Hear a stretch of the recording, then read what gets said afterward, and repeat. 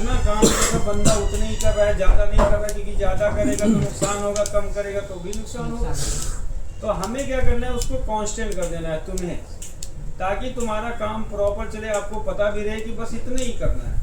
अगर आपका फीडबैक मेरे को नहीं मिला तो आप ये कोशिश करोगे, यार लगता है कि यार उनको फीडबैक नहीं मिल रहा है, तो यार लगता है काम कम हो रहा है, तो आप ज्यादा करने की कोशिश करोगे, करोगे ना। अब जब ज्यादा करोगे तो मेरे को पता चलेगा भाई नुकसान हो रहा है, ठीक है ना, ये मेरी थिंकिंग। लेकिन मेरे को फीडबैक नहीं मिल रहा है तो फिर आप ज्यादा करोगे, लेकिन आपका एक लिमिटेशन है, एक लिमिटेशन है कि इतने तक ही काम कर पाओगे, उससे ज्यादा आपको नहीं करोगे।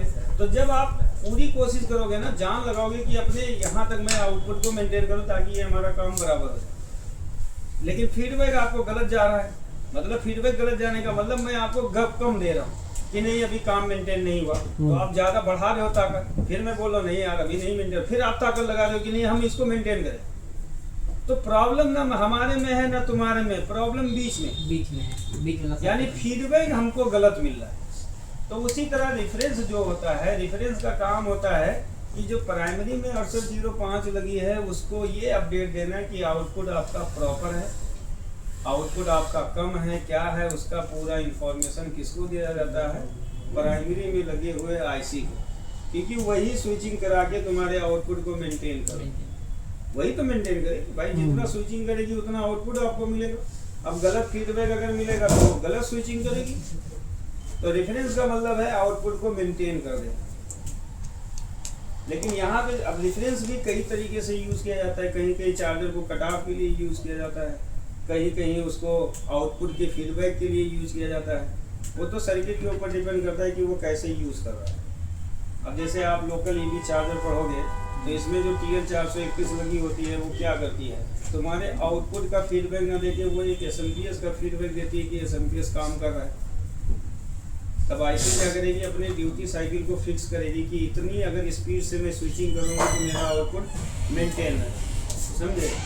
तो रेफरेंस का पूरा खेल है तुम्हारे आउटपुट। रेफरेंस चाहे तो तुम्हारे चार्जर को खराब कर सकता है, कुछ भी कर सकता है रेफरेंस के ऊपर, क्योंकि रेफरेंस अगर सही से नहीं तो ऑप्टो कपलर सही से काम नहीं करेगा। देखो एक होता है कि सर्किट को कांस्टेंट मोड में रखना, और एक होता है कि सर्किट में इलेक्ट्रॉन को ज़्यादा फ्लो करना, यही होता है ना। अगर तुम्हारे आउटपुट में कोई गड़बड़ी आई तो भाई इसके जो TL431 होती है, एक प्रोग्रामिंग ऐसी होती है, प्रोग्रामिंग होती है, तो ये अपने प्रोग्रामिंग के द्वारा समझेगा यार कुछ तो गड़बड़ है आउटपुट में। तो ये आउटपुट यानी प्राइमरी में लगे हुए सर्किट को रोकने के लिए क्या करेगी, प्राइमरी में लगी हुई आईसी को मना करेगी कि भैया तुम काम मत करो, गड़बड़ है कुछ। तो अब इसको क्या करना है, ऑप्टो कपलर को बताना है। ऑप्टो कपलर ही तो बताएगा भाई, पिन नंबर 3 देखोगे ऑप्टो कपलर का तो वो 6805 आईसी के 6 नंबर से जुड़ा है, जो कि आउटपुट का फीडबैक दे रहा है। तो जो ट्रांजिस्टर इसमें ऑप्टो कपलर में होता है वो इतना हाई रेजिस्टेंस का होता है कि ये दोनों आपस में कभी कनेक्ट नहीं, क्या होते हैं, कनेक्ट नहीं। अब ये कनेक्ट क्यों नहीं होते हैं, ऑप्टो कपलर के अंदर लगा हुआ फोटो डायोड ये काम करता है कि इन दोनों टर्मिनल को कनेक्ट नहीं होने देना है, उतने ही उसमें कलेक्टर में से वोल्टेज पास कराना है जितना मैं उसके बेस को चालू कर रहा हूं।